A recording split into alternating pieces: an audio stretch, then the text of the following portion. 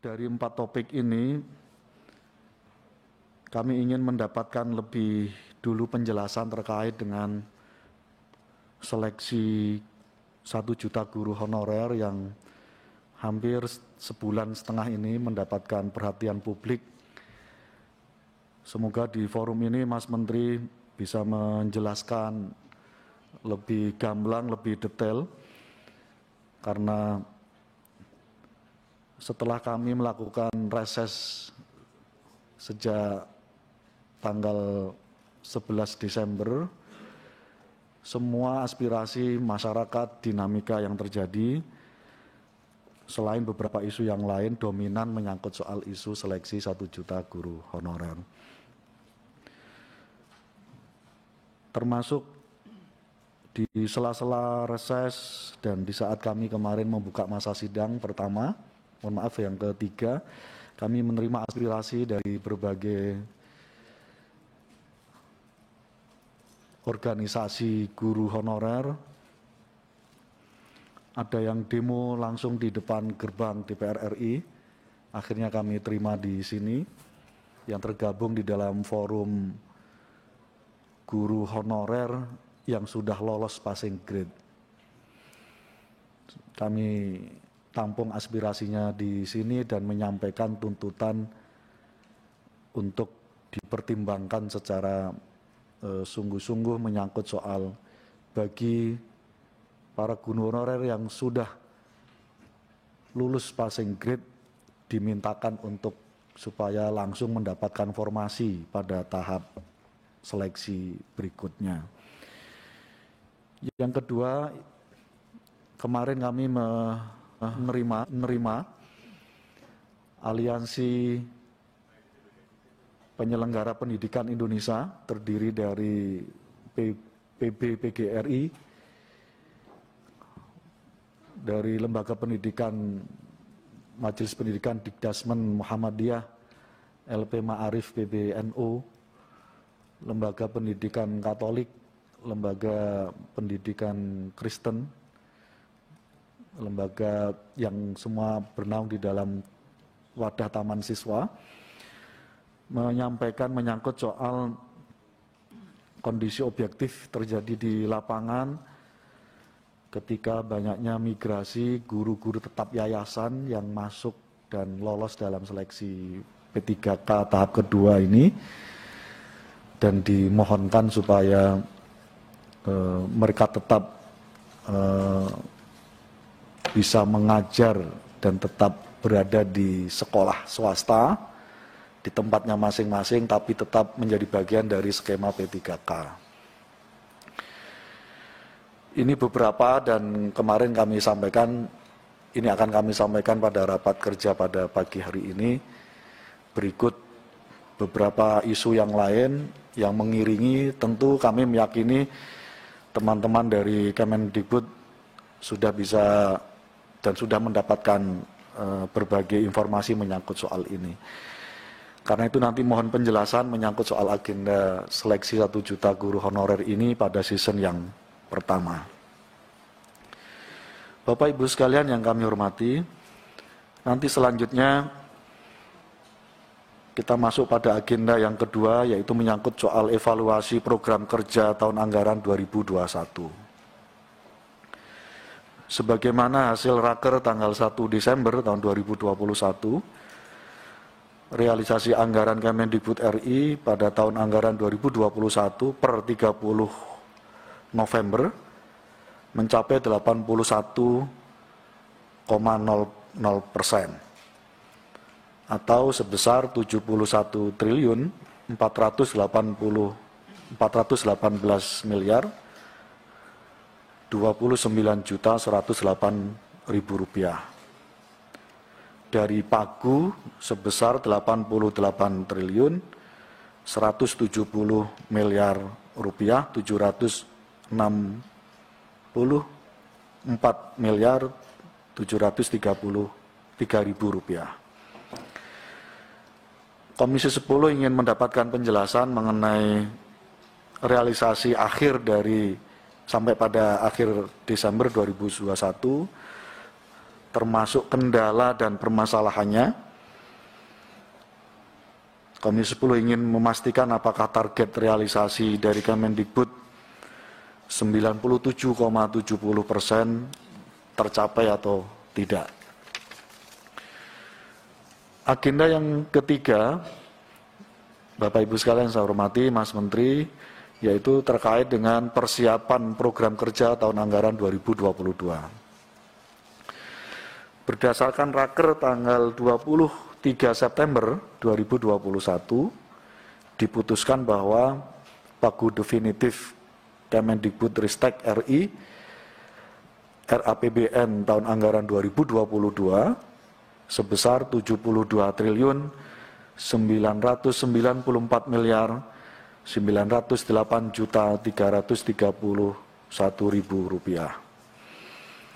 Di dalam raker tersebut, Komisi 10 menekankan agar program-program strategis nasional dan program-program yang sangat bermanfaat dan langsung dibutuhkan oleh masyarakat harus menjadi bagian prioritas dari penganggaran tahun 2022. Untuk itu, kami ingin juga mendapatkan penjelasan termasuk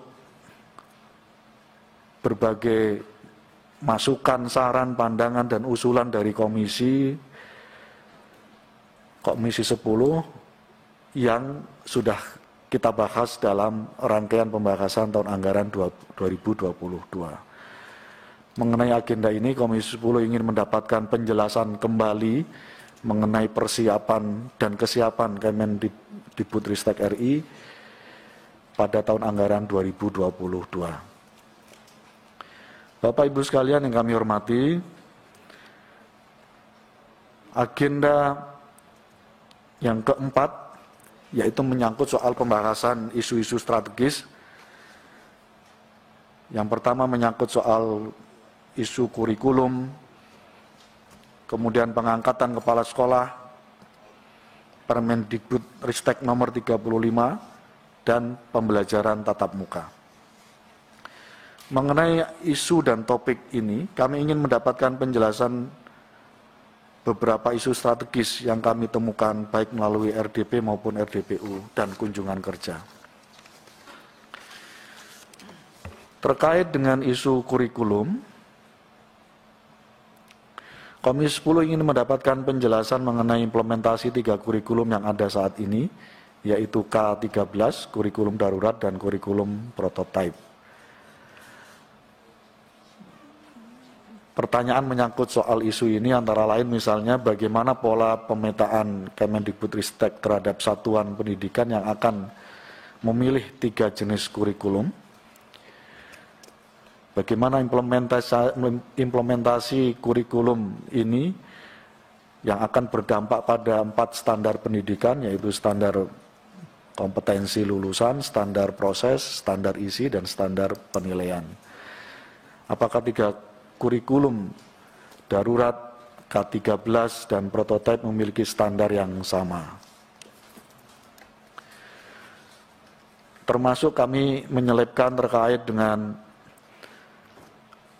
perkembangan revisi PP 57 tahun 2021 tentang standar nasional pendidikan, dan ini yang termasuk kemarin berkembang di forum aliansi penyelenggara pendidikan.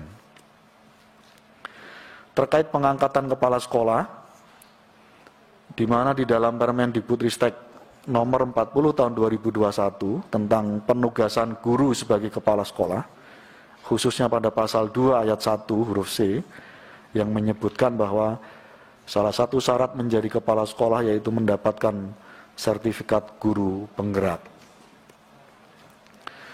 Mengenai Permendikbudristek nomor 35 tahun 2021 terdapat beberapa permasalahan di mana Kepala L2 Dikti menyampaikan pandangan dan masukan antara lain, Kepala L2 Dikti harus memahami tridharma perguruan tinggi baik dalam kerangka teoritis maupun implementatif. Yang kedua, Kepala L2 Dikti juga menyampaikan bahwa Kepala L2 Dikti memiliki tugas untuk membina perguruan tinggi negeri dan perguruan tinggi swasta. Oleh karena itu, Kepala L2 Dikti sebaiknya memiliki pengalaman struktural sebagai pimpinan perguruan tinggi dan tingkat golongannya setara atau lebih tinggi dari jabatan rektor. Demikian Mas Menteri, beberapa poin atau topik yang ingin kita bahas, sangat banyak ini, mohon nanti selebihnya kami di Komisi 10 supaya nanti berbagai isu ini bisa kita tuntaskan dengan baik. Nanti akan kami susulkan beberapa rencana RDP sebagai tindak lanjut dari keputusan Raker pada pagi hari ini menyangkut beberapa isu yang tadi saya sampaikan. Selanjutnya, sebelum kami serahkan kepada Mas Menteri, kita sepakati waktu sampai pukul 12. Apakah disetujui? Terima kasih. Kami persilahkan Mas Menteri.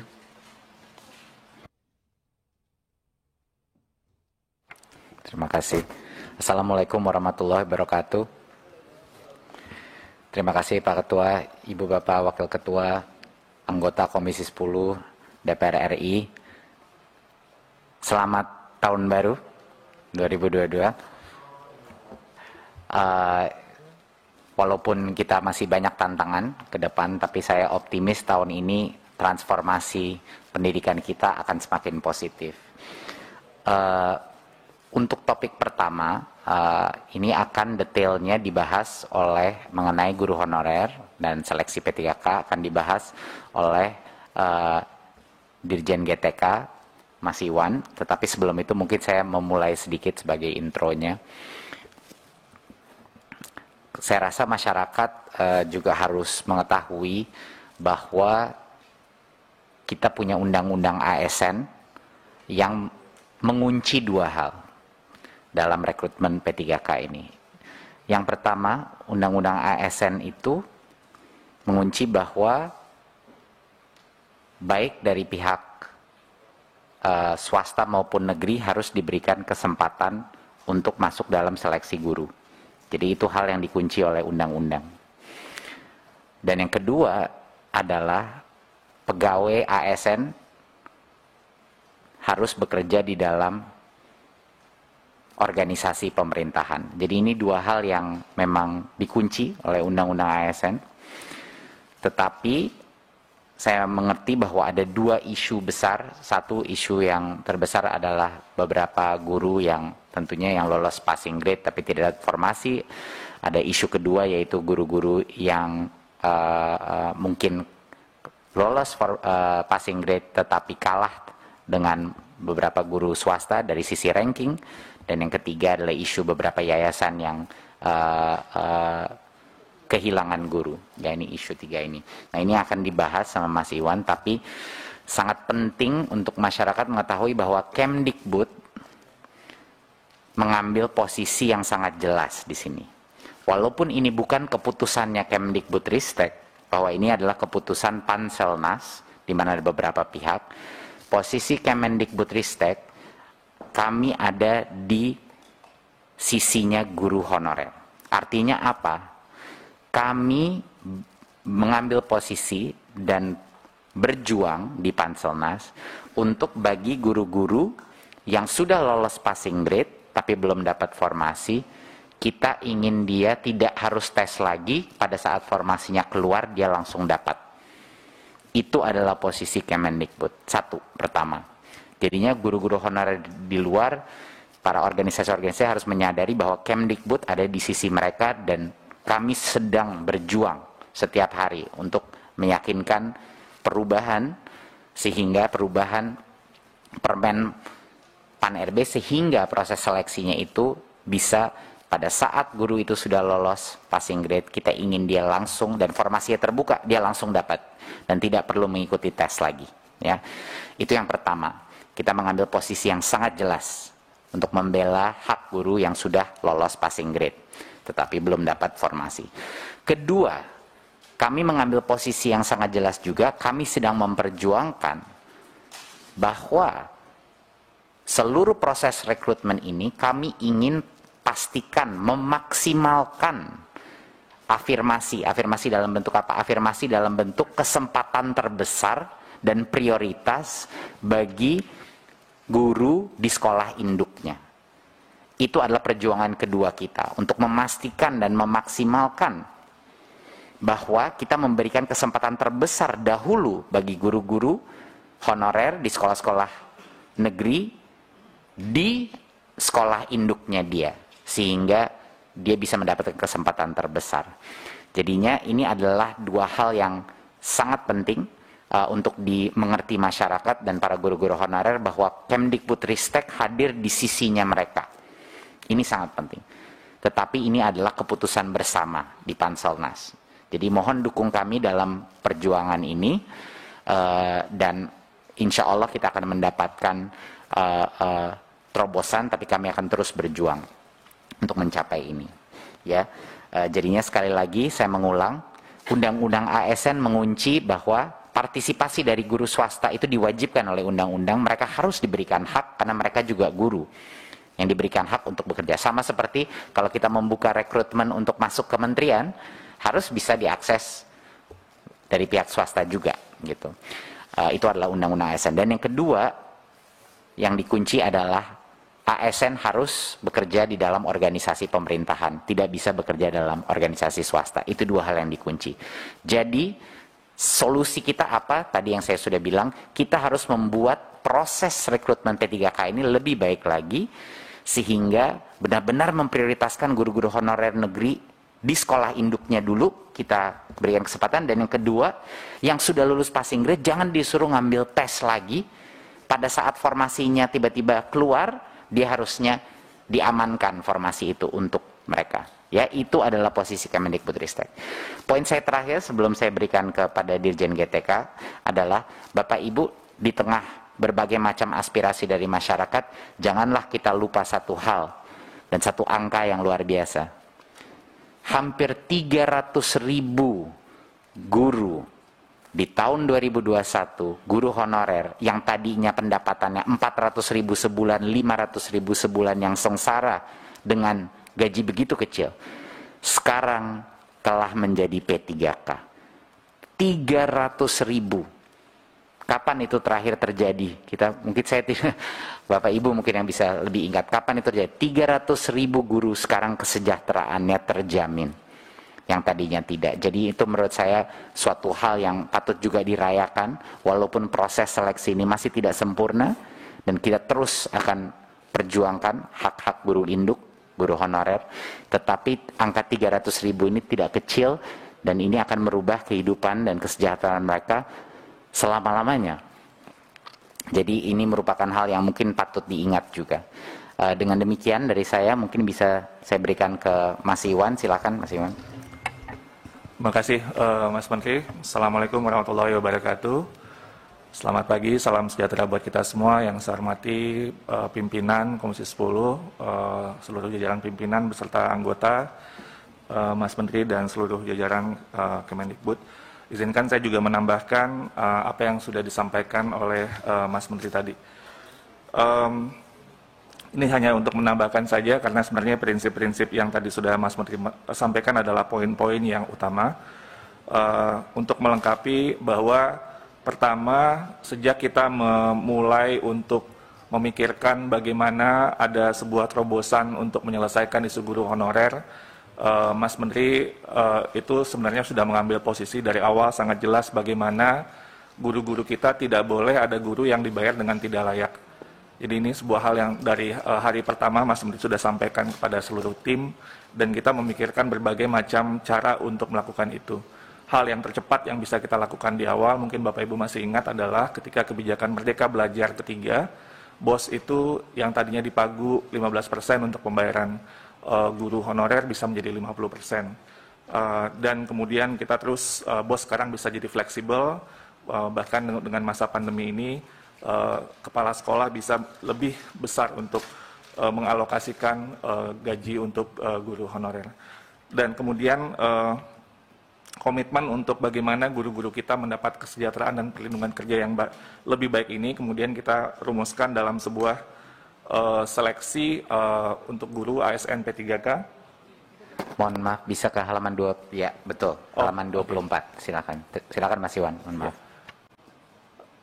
Untuk seleksi guru ASN P3K karena ternyata permasalahannya ada lebih besar daripada meningkatkan kesejahteraan dan perlindungan guru, yaitu bahwa di sekolah-sekolah kita, sekolah negeri yang ada, itu sekitar 40% lebih guru-gurunya tidak mengalami rekrutmen secara yang semestinya. Artinya terjadi sebuah supply dan demand, masalah supply dan demand yang sudah lama.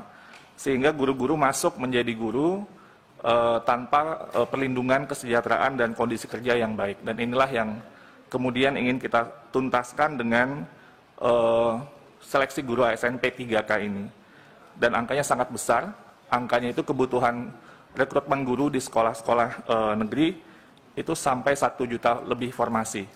Sementara guru honorer yang ada di sekolah negeri itu angkanya 742.000. Jadi ini sebenarnya kalau dilihat dari proporsinya, formasi itu lebih banyak daripada guru honorer yang ada. Jadi itu menunjukkan ketimpangan supply dan demand yang sangat besar. Dan itu yang juga ingin kita selesaikan sambil kita juga bagaimana peningkatan kesejahteraan perlindungan untuk guru-guru kita dan kesempatan mereka untuk mendapatkan kompetensi yang lebih baik. Lanjut. Kembali untuk mengingatkan Bapak Ibu terkait dengan lini masa seleksi guru P3K ini sudah melalui sebuah proses yang sangat panjang.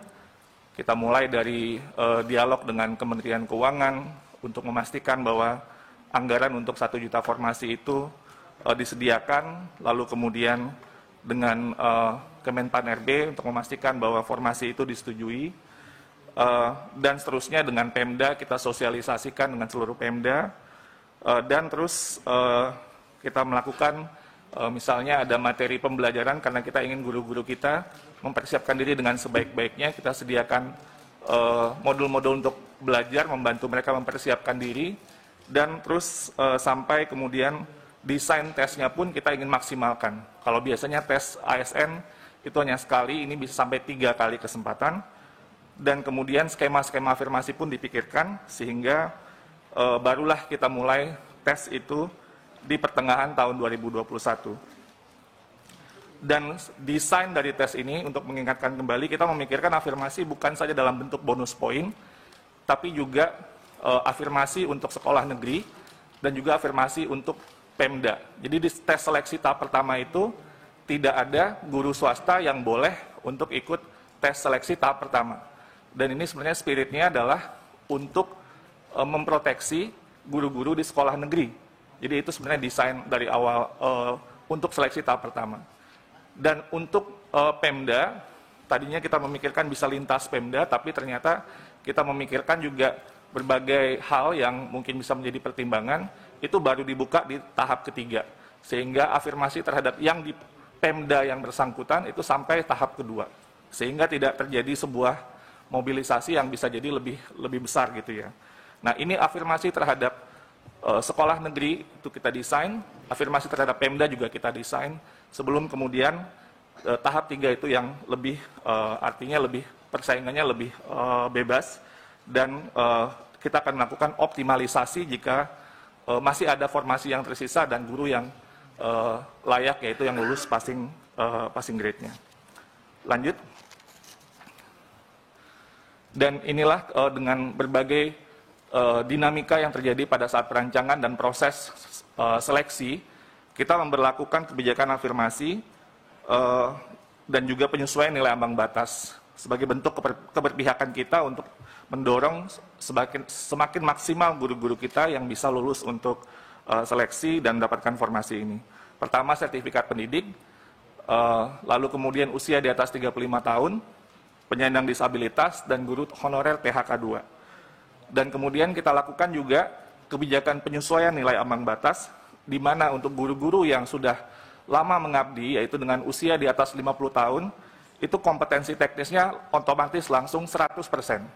Jadi kompetensi teknis yang di Tenggarai waktu itu sangat sulit, itu kita berikan afirmasi maksimal 100% kepada guru-guru di usia 50 tahun. Ini juga masukan dari Komisi 10 pada waktu itu, dan juga mereka juga mendapatkan bonus 10% untuk kompetensi manajerial, sosiokultural, dan wawancara.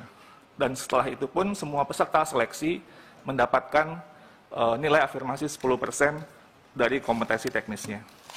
Lanjut. Nah, kondisi pada saat ini, Bapak Ibu yang terhormat, yang sudah disampaikan oleh Mas Menteri tadi, sudah 293.000 atau hampir 300.000 guru honorer yang sudah lulus formasi pada ujian pertama dan kedua dan akan segera diangkat menjadi guru P3K.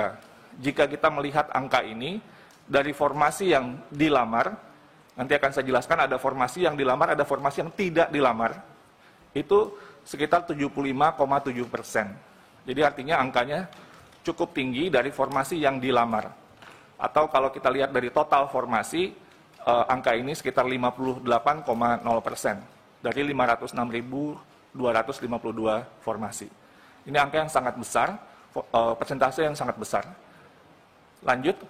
Nah, tapi pada saat yang bersamaan, kita juga melihat sebuah data yang menarik Bapak Ibu, yaitu ada 117.000 formasi lebih yang tidak dilamar sama sekali di tahap 1 dan di tahap 2. Dan ketika kita buka datanya, ternyata kita bisa melihat sebuah tren bahwa guru-guru kita tidak melamar ke daerah-daerah yang aksesnya terbatas atau terpencil, atau daerah khusus atau daerah 3T. Ini misalnya, kalau di DKI Jakarta misalnya, guru-guru di Kepulauan Seribu melamarnya di Jakarta Utara, gitulah kira-kira ya. Jadi atau yang di daerah desa ngelamarnya ke kota, di wilayah kewenangan yang sama, padahal sebenarnya kalau dia bersaing di formasi ini, itu mungkin bisa besar kemungkinan dia akan mendapatkan formasi tersebut. Jadi ternyata banyak, ini 100.000 ini banyak sekali Bapak Ibu, ini lebih dari 20% formasi yang tidak dilamar sama sekali. Ya ini nanti mungkin kita bisa isi dengan optimalisasi formasi. Tapi ini sebarannya juga ada per provinsi yang mungkin juga bisa menjadi perhatian Bapak Ibu sekalian. Lanjut. Nah ini isu yang saya yakin Bapak Ibu sudah sangat sering mendengar, tadi juga pimpinan sudah menyampaikan, kami pun juga terus dengan pengaduan, layanan pengaduan yang kami terima dan forum-forum yang kami ikuti dan juga berbagai macam bentuk komunikasi lainnya, ada 4 isu utama dari tahap 1 dan tahap 2. Yang pertama, itu di tahap 1 waktu itu mungkin Bapak Ibu masih ingat di akhir tahun, ketidakjelasan tentang pemberkasan untuk guru-guru yang sudah lulus di tahap 1. Ini sudah jalan, ada solusi yang segera dilakukan, yaitu surat BKN untuk menjadi dasar bagi Pemda untuk segera memproses pengangkatan P3K guru-guru honorer di daerahnya masing-masing. Ini batas akhir untuk penyerahan dokumen nantinya itu kepada BKN tanggal 31 Januari 2022. Ini proses yang sudah sedang berjalan. Lalu yang kedua, ketiga sebenarnya itu mirip, tapi yang ketiga nanti akan itu lebih fokus kepada masalah yang sangat kritis yang tadi sudah disampaikan oleh Mas Menteri dan sudah dijelaskan bagaimana posisi kita, adalah yang sudah lulus passing grade. Yang ini di tahap 1 sudah menjadi masalah, jadi mereka sudah lulus passing grade tapi belum dapat formasi, tapi di tahap kedua ditambah dengan isu sekolah swasta. Jadi yang ada guru honorer sekolah induk yang bagian ketiga sudah lulus passing grade namun kalah bersaing dengan guru swasta. Nah inilah yang isu yang terus kita juga menerima banyak sekali masukan-masukan dari berbagai pihak, dan kita melihat sebenarnya seperti tadi saya sampaikan, jika Pemda mengajukan formasi secara maksimal 1 juta formasi, maka sebenarnya formasi itu berlebih 250.000 atau sekitar 25% dari guru honorer existing. Jadi sebenarnya formasi itu jauh lebih banyak daripada guru honorer yang ada di lapangan. Jadi sehingga kita akan terus mendorong, memperjuangkan bersama-sama bagaimana Pemda bisa memaksimalkan pengajuan formasi tahun ini. Nah, yang waktu itu saya juga sama Kang Dede waktu di podcastnya juga menyampaikan tentang ini.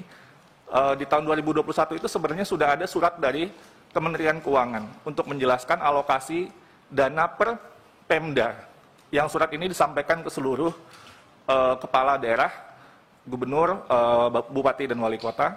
Dan untuk tahun 2022 ini sudah disampaikan dari tahun 2021.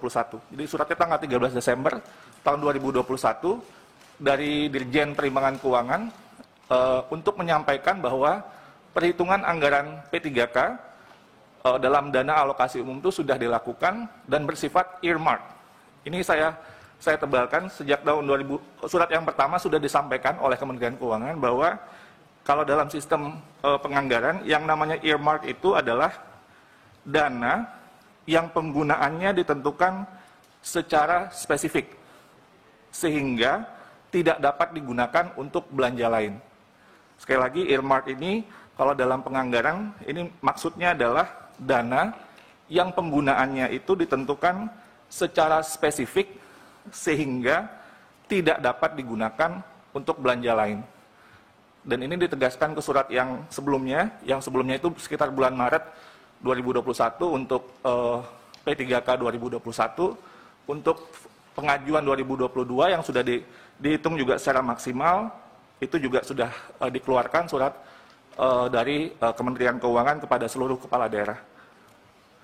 Nah, kami terus dan bersama-sama dengan Kemendagri, Kemenkeu, Panselnas untuk melakukan sosialisasi dengan semua Pemda untuk mendorong pengajuan formasi secara maksimal.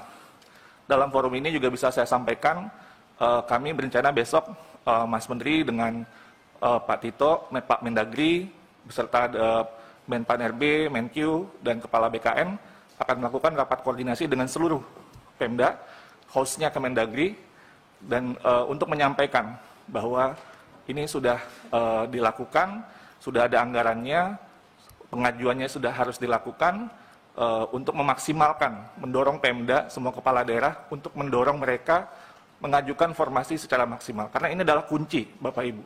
Kalau ini formasi 1 juta ini nggak diajukan secara maksimal, akan timbul masalah sudah lulus passing grade tapi nggak dapat formasi, padahal formasinya jauh lebih banyak daripada guru honorer existing. Jadi ini harus kita dorong terus, mohon bantuannya juga Bapak Ibu di Komisi 10 untuk mengadvokasikan ini.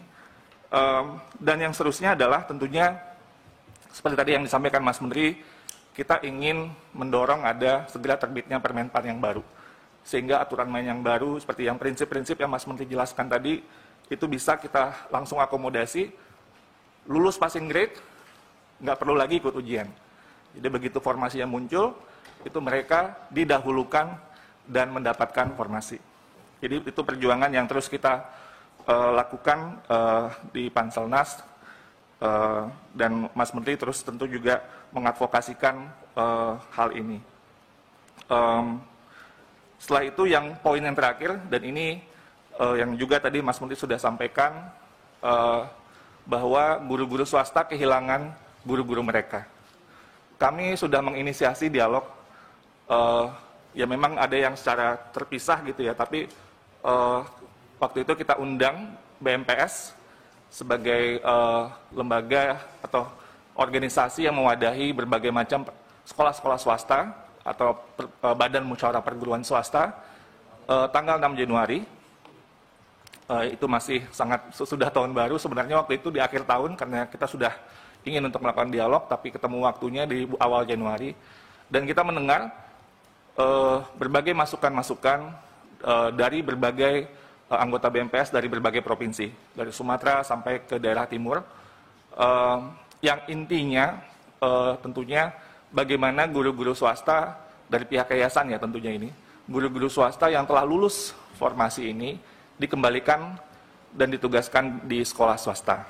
Nah, tapi dialog kemudian berlangsung dan kita pada akhirnya memahami bahwa kunciannya itu ada di Undang-Undang ASN, dan BMPS itu akan mengajukan judicial review untuk Undang-Undang ASN ini.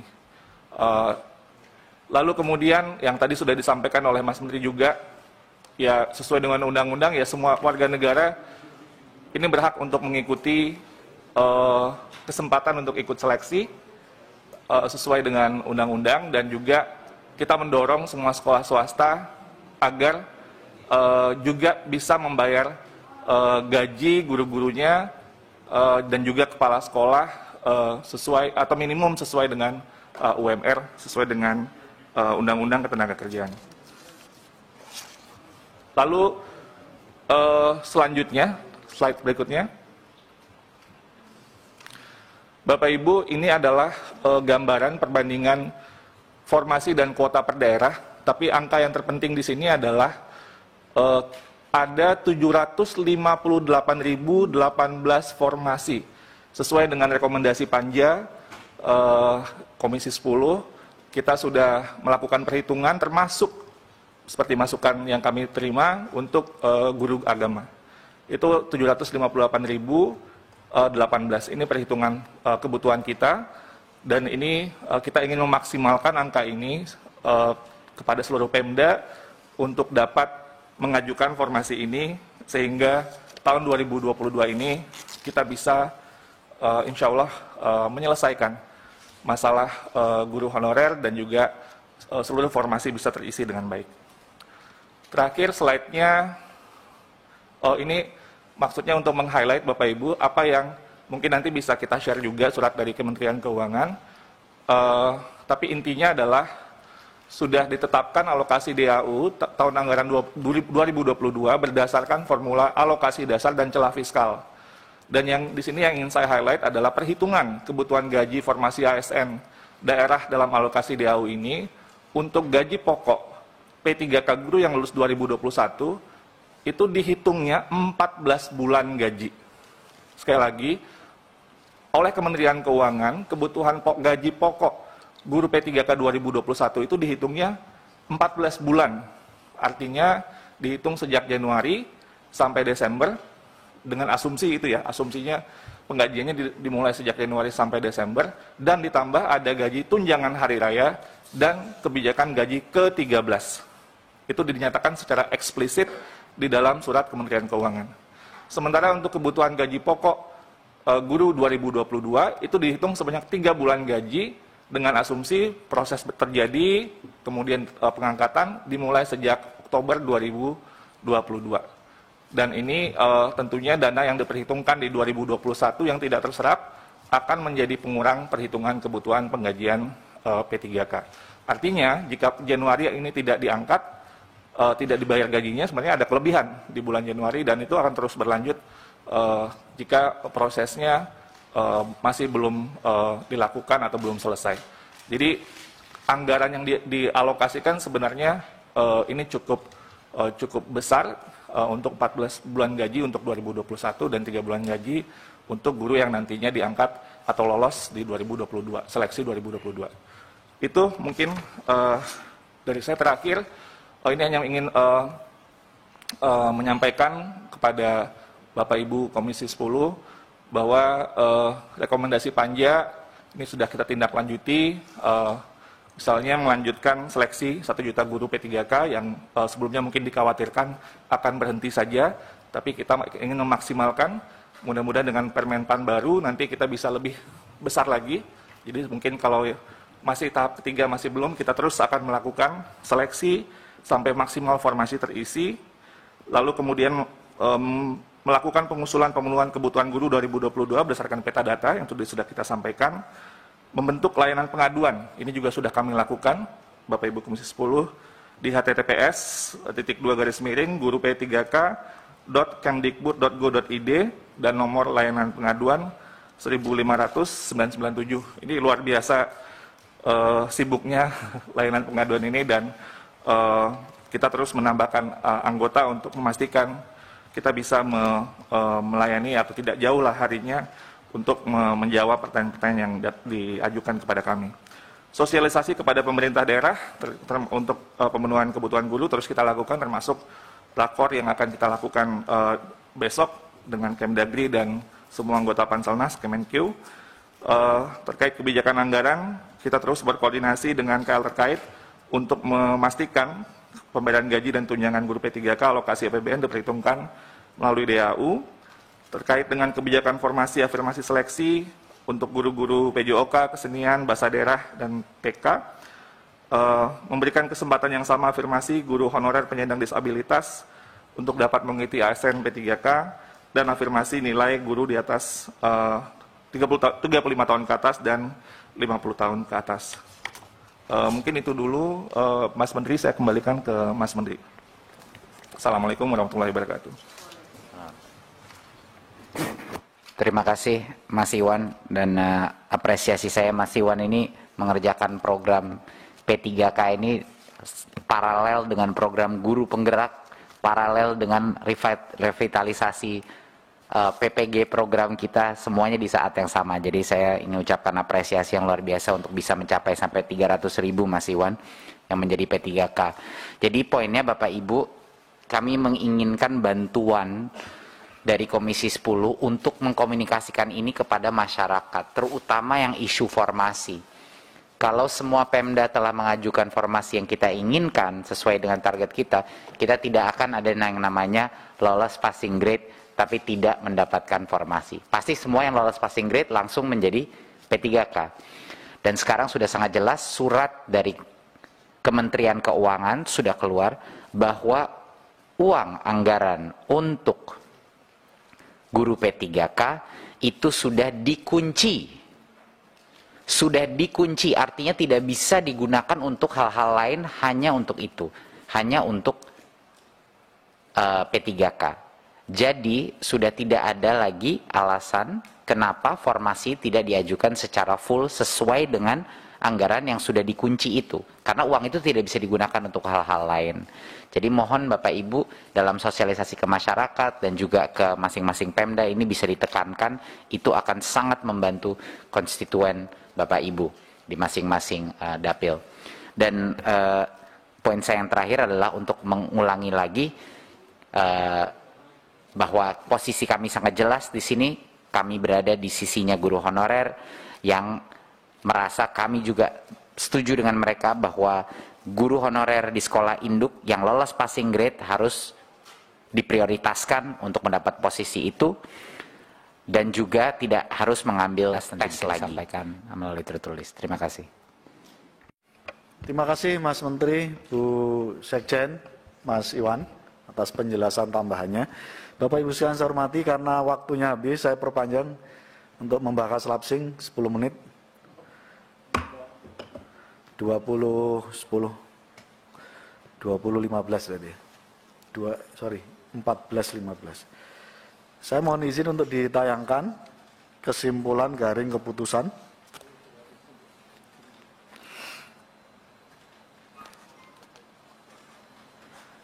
Saya ingin bacakan dulu, baru nanti kalau nanti ada masukan baru kita bahas bersama.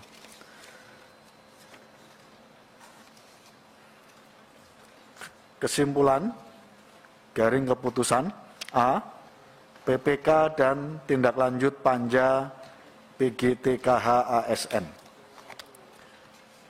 1. Komisi 10 DPR RI mendesak Kemendikbud RI untuk melakukan evaluasi secara menyeluruh terkait seleksi guru ASN P3K tahun 2021 dengan mempertimbangkan permasalahan yang timbul pada tahap 1 dan tahap 2 serta memasukkan dari para pemangku kepentingan pendidikan sehingga memastikan permasalahan seleksi P3K tahun 2021 tidak terjadi lagi pada tahun 2022.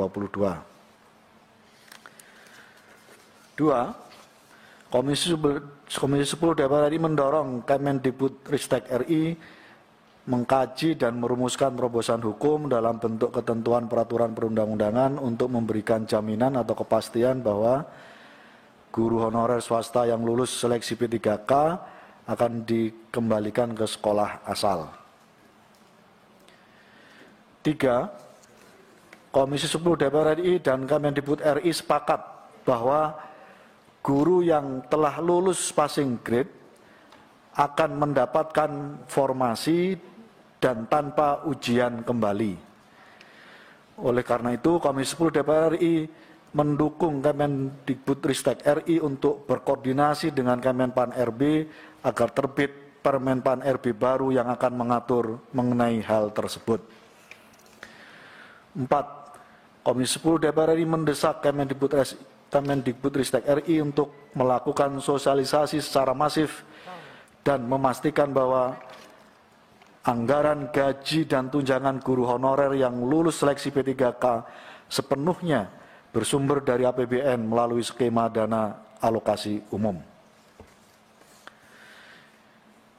B. Evaluasi program kerja tahun anggaran 2021. 1. Komisi 10 DPR RI mengapresiasi realisasi anggaran Kemendikbudristek RI pada APBN tahun anggaran 2021 sebesar 95,18% atau sebesar 84.428.828.847.000 rupiah dari pagu sebesar 88.303.336.426.000 rupiah. 2. Komisi 10 DPR RI mendorong Kemendikbudristek RI untuk mempertahankan capaian program prioritas tahun anggaran 2021 yang sesuai target pada tahun anggaran 2022 dan melakukan evaluasi terhadap program yang tidak sesuai target seperti rekrutmen guru ASN, bantuan subsidi kuota internet, dan prodi yang diakreditasi di PTN. C. Persiapan program kerja tahun anggaran 2022. Mengenai persiapan program kerja tahun anggaran 2022, Komisi 10 DPR RI menyampaikan pandangan sebagai berikut. A. Implementasi program tahun anggaran 2022 harus didasarkan hasil evaluasi dalam bentuk data kualitatif dan kuantitatif capaian serta permasalahan program dan kegiatan tahun anggaran 2021. B. Mendorong Kemendikbudristek RI agar program-program prioritas tahun anggaran 2022 dapat realisasi sesuai target. C. Mendorong Kemendikbudristek RI untuk mengusulkan kepada Panselnas agar tenaga kependidikan masuk dalam formasi seleksi P3K tahun anggaran tahun 2022. D. Mendorong ya betul ya? A-nya mana? Udah bener kan D ya? Mendorong Kemendikbudristek RI untuk mengalokasikan anggaran bagi lembaga akreditasi mandiri agar dalam melakukan akreditasi tidak menjadi beban bagi perguruan tinggi yang akan diakreditasi. 2. Komisi 10 DPR RI dan Kemendikbudristek RI sepakat akan melakukan rapat kembali untuk membahas usulan tambahan anggaran Kemendikbudristek RI pada APBN tahun anggaran 2022 sebesar 10.100.500.000 rupiah sebagaimana terlampir yang tadi sudah disampaikan oleh Bu Sekjen. D. Pembahasan isu-isu strategis. Kurikulum pengangkatan kepala sekolah Permendikbudristek nomor 35 dan PTN. 1. Komisi 10 DPR RI mendorong Kemendikbudristek RI untuk memberikan peta data satuan pendidikan yang melaksanakan kurikulum K13, kurikulum darurat, dan kurikulum prototipe pada tahun 2021. 2. Komisi 10 menekankan Kemendikbudristek RI agar memastikan implementasi K13, kurikulum darurat, dan kurikulum prototipe memiliki standar yang sama dalam hal standar kompetensi lulusan, standar proses, standar isi, dan standar penilaian. 3. Komisi 10 DPR RI mendorong Kemendikbudristek RI untuk mengkaji kembali persyaratan sertifikat guru penggerak sebagai salah satu syarat penugasan atau pengangkatan kepala sekolah. 4. Komisi 10 DPR RI mendesak Kemendikbudristek RI untuk mengkaji kembali Permendikbudristek nomor 35 tahun 2021 tentang organisasi dan tata kerja LLDikti. 5. Komisi 10 DPR RI menekankan agar Kemendikbudristek RI memastikan satuan pendidikan yang melaksanakan PTM terbatas memiliki sarana dan prasarana yang memadai untuk melaksanakan protokol kesehatan COVID-19 dan memastikan peserta didik dan GTK mendapatkan vaksinasi dosis 2 serta memperhatikan hak bagi peserta didik yang terhalang mendapatkan vaksinasi karena faktor kesehatan. Komisi 10 DPR RI dan Kemendikbudristek RI sepakat akan melakukan RDP dengan Eselon 1 Kemendikbudristek RI atau Raker untuk melakukan pendalaman isu-isu strategis bidang pendidikan. Komisi 10 DPR RI meminta kepada Kemendikbud RI untuk menyampaikan jawaban tertulis. Nah, ini mungkin nanti berikutnya. Demikian Bapak Ibu sekalian, kami persilahkan Mas Menteri dan seluruh pejabat Kemendikbud mungkin ada tambahan koreksi. Mohon izin yang B1 Pak, yang terkait dengan penyerapan tadi menggunakan data terbaru. Jadi B1 jadi 95,38%. Dengan anggaran 84602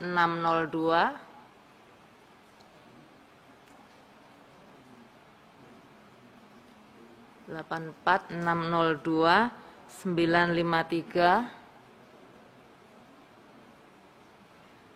451 6 kurang 6 84602 602 953 451 000 451 yang dipaparkan tadi. Ya. 84.602.602.000.000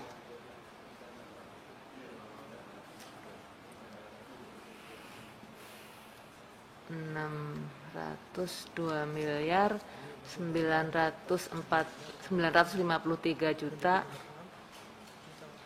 451 ribu rupiah.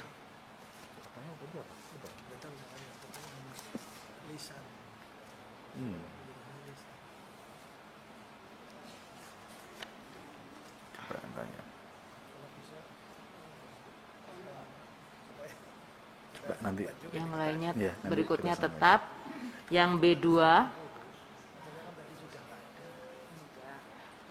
izin Bapak Pimpinan, untuk yang subsidi kuota tidak ada alokasi lagi di tahun 2022 karena Kemendikbud sudah tidak lagi mendapatkan alokasi program pemulihan ekonomi nasional. Jadi kuota internet sudah tidak ada lagi. Ya.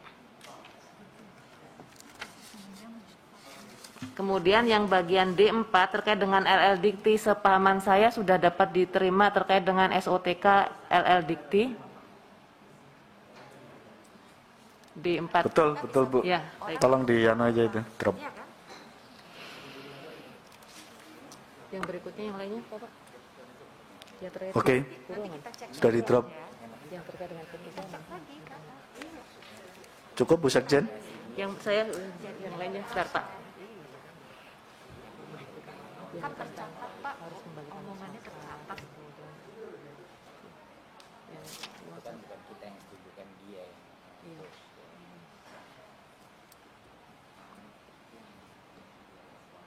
Terobosan hukum itu bukan kita dong. Terobosan hukum. Ya, makanya itu yang ya itu.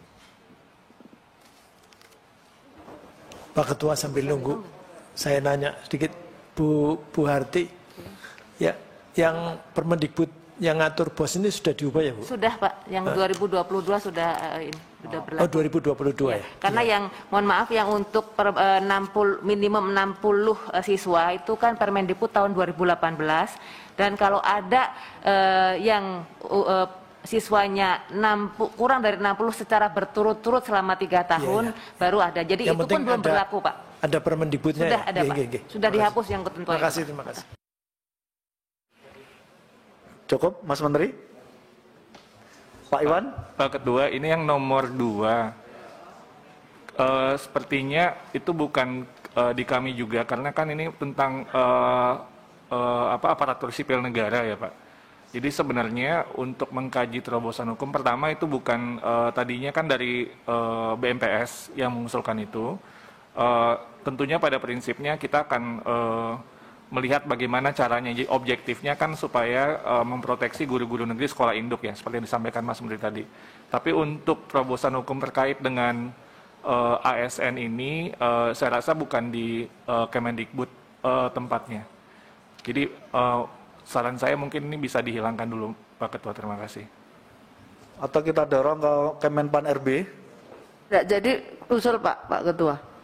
Kalau dihapus tidak, tetapi mungkin bahasanya yang kemudian dari Kemendikbudristek yang memang harus ikut mendorong supaya ada terobosan hukum sebagai bagian dari Panselnas. Ya, jadi leadernya lah, ya Bu ya. Ya, Semacam leader lah ya. Ya, semacam leader. iya betul, itu sebagian bagian dari Panselnasnya itu loh. Artinya peran ya ikut mendorong supaya dikeluarkan PP yang baru untuk bisa merubah ketentuan itu. Izin pimpinan Komisi 10 DPR RI mendorong Kemendikbud RI sebagai bagian dari anggota Panselnas mengkaji dan merumuskan.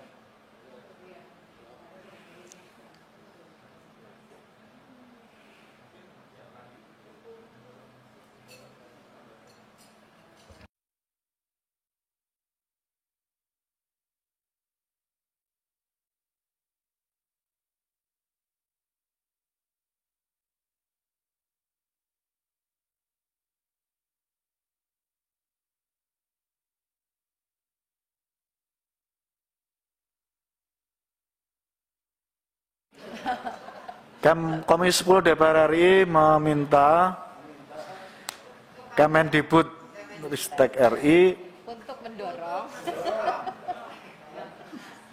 Kita main dorong-dorongan aja. untuk mendorong Panselnas. Oke. Saya tambah 5 menit. Izin Ketua, itu bukan untuk mendorongnya di depan. Sebagai Panselnas untuk mendorong. Bukannya meminta Kemdikbud untuk mendorong Panselnas, bukan. Sebagai Panselnas.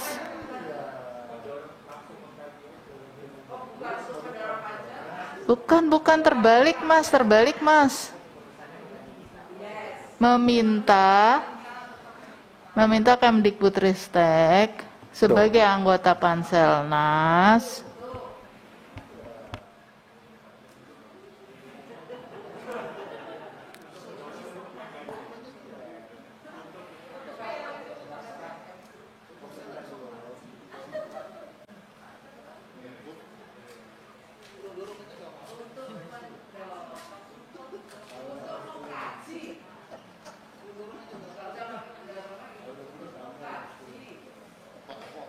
Oke, cukup. Cukup, Mas Menteri? Oke, Bapak Ibu ada yang lain? Cukup? DAK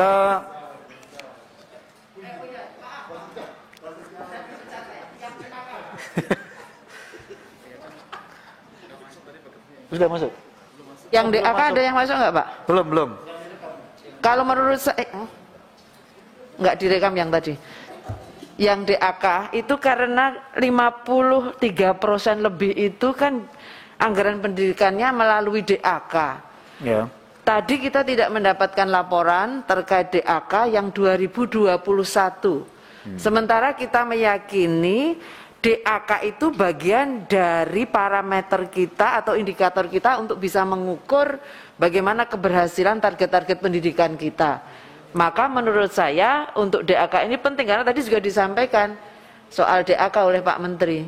Oke, usulannya Bu? Usulannya adalah meminta evaluasi pelaksanaan DAK anggaran fungsi pendidikan.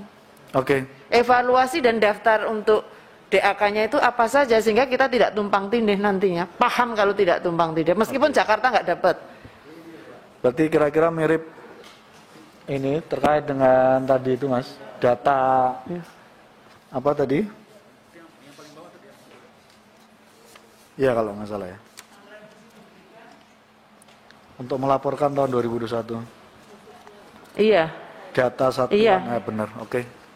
Secara khusus itu Pak. Jadi laporannya memang kita bisa melihat anggaran pendidikan untuk yang melalui DAK. Izin Pak, karena yang untuk transfer ke daerah yang 53,5% itu tidak semuanya kami terlibat. Jadi hanya DAK saja yang kita terlibat di dalam penentuan apa yang bisa dibiayai. Sebagian besar itu DAU Pak. Iya. Ya. Jadi khusus, makanya ini DAK yang kita ini. DAK fungsi pendidikan. Oh udah, oke. Cukup? Terima kasih, cukup. Tadi yang batasan yang pos yang 60 sudah itu ya. Tadi dijawab sudah keluar permen baru yang intinya memansuh itu, Mas.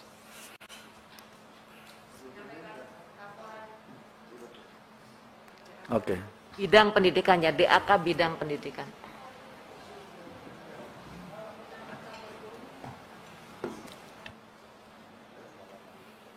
Oke, Bapak Ibu cukup. Terima kasih. Kita ketok dulu. Yang tentang kurikulum, maaf. Sudah ada tadi? Enggak, maksudnya ada yang mau dilihat.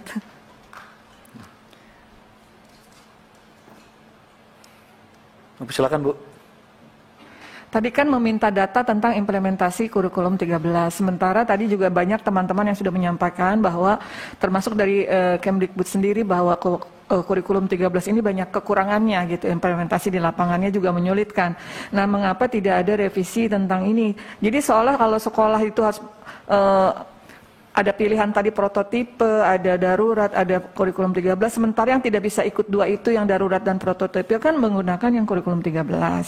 Nah, tapi ternyata kan kurikulum 13 sendiri banyak sekali kendalanya. Nah, ini bagaimana kalau kurikulum 13 ini juga direvisi begitu?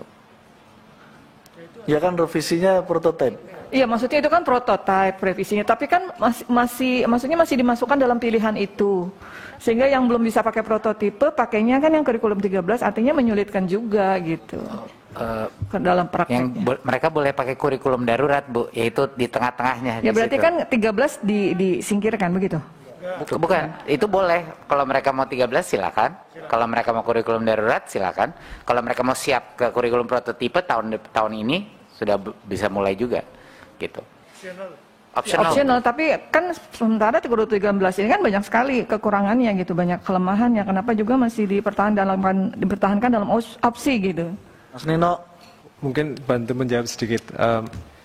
Tidak semua sekolah tidak cocok dengan K13. Ada juga sekolah-sekolah yang bisa memahaminya dan bisa merekonstruksi kurikulum itu sehingga menjadi pembelajaran yang baik. Filosofi dari opsi ini kan kita memberikan keleluasaan bagi sekolah untuk memilih yang cocok, yang sesuai dengan tingkat kesiapan, kemampuan, dan kebutuhan sekolah itu. Jadi kalau memang sekolahnya tidak sanggup untuk memahami dan menuntaskan keseluruhan K13 yang kompleks, mereka sudah kita beri pilihan kurikulum darurat, yang itu merupakan K13 yang kita sarikan, kita integrasikan KD-KD-nya, sehingga lebih simpel, lebih esensial. Jadi sudah ada opsinya memang. Nanti kita bahas Bu, lanjutannya kan ada RDPU. Ya, jawaban sederhananya Bu, kurikulum darurat adalah K13 yang udah dibenerin gitu, disederhanakan lah gitu. Oke Bapak Ibu sekalian, kita ketok palu ya, sepakat? Ya, jawaban tanggal berapa ini? Biasanya berapa bulan? Berapa hari? 2 minggu ya, langsung diisi aja, Kang Nurdin. Mohon maaf Pak Ketua, untuk data kurikulum itu kami baru belum mulai pendataan bahkan untuk kurikulum prototipe. Jadi kalau 2 minggu belum bisa memberikan datanya. Oke. Kita persiapkan aja nanti tahun 2021 yang ini. Oke, Bu Sekjen, kami minta jawaban tertulisnya tanggal 26 Januari. Terima kasih Bapak Ibu sekalian, dengan baca Alhamdulillahirrahmanirrahim kita tutup rapat Raker pada kesempatan siang sampai sore hari. Terima kasih Mas Menteri, semua pejabat.